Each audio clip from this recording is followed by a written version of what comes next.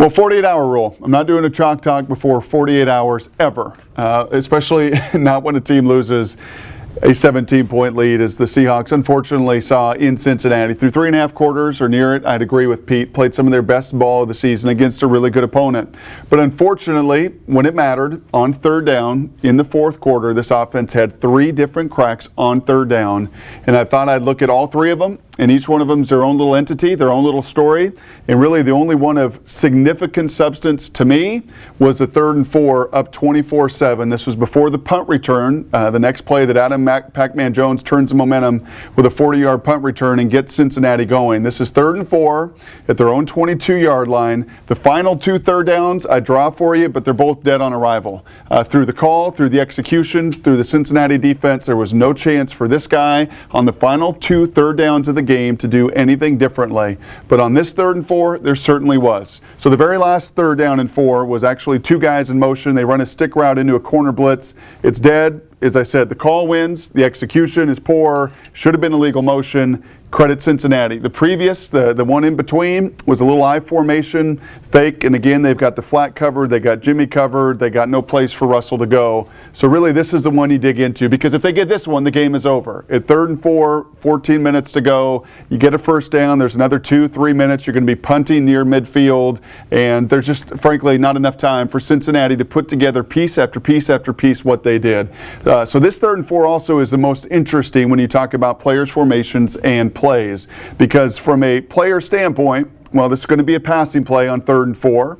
You're going to look for a Jimmy Graham. You're going to look for Jermaine Kearse. You're going to have all your weapons there. You're going to have Fred Jackson in the game to protect. And Cincinnati gives you their pressure look. Not much different than earlier in the game where Russell Wilson checked and hit Doug on a big play deep down the field. Did a really good job of communicating. The entire group did, communicating through some of these pressure looks. And it was no different on this 3rd and 4. Cincinnati, everything is going to tell you and tell Russell that they're going to come with pressure, and they were, until he checked out of it. So he checks out of this to get to a 7-man protection, and he's going to bring Graham in to protect. He's going to flop Fred Jackson over to where the numbers are dangerous. He's going to get 7 men involved in the protection and make sure he picks up any blitz that Cincinnati can throw with their look. Well, Cincinnati says, aha, we're not going to fall for this again. We already gave up the big play. And they likewise are going to check some of that checkmate that you see in that interaction between offense and defense adjustment during a game. So Russell checks to a 7-man protection.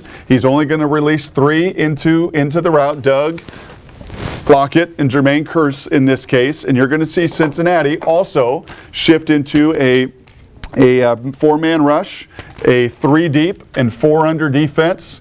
Safety's going to go to midfield.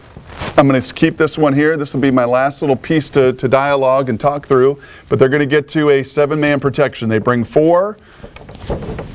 They drop 4 underneath. He goes to midfield. He goes to zone. So you've got 4 defenders underneath.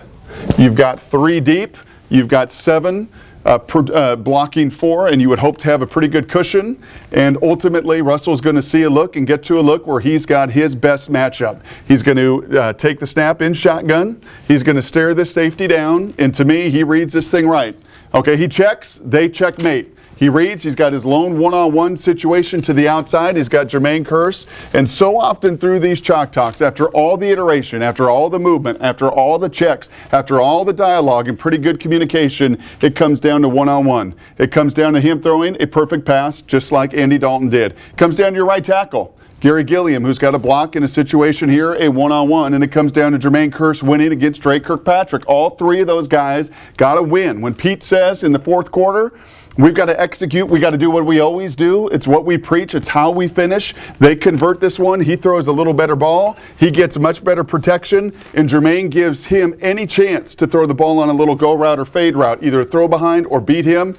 Any of those 3 do their job or do it well, they have a chance to convert. Unfortunately, none of them do. Gary gets beat. He gets hit. Doesn't throw a great ball. He gives him nowhere to throw it. And in the end, it's a punt. It's a return. It's 2 more third down conversions go the wrong way. Cincinnati ties it up, turn the momentum.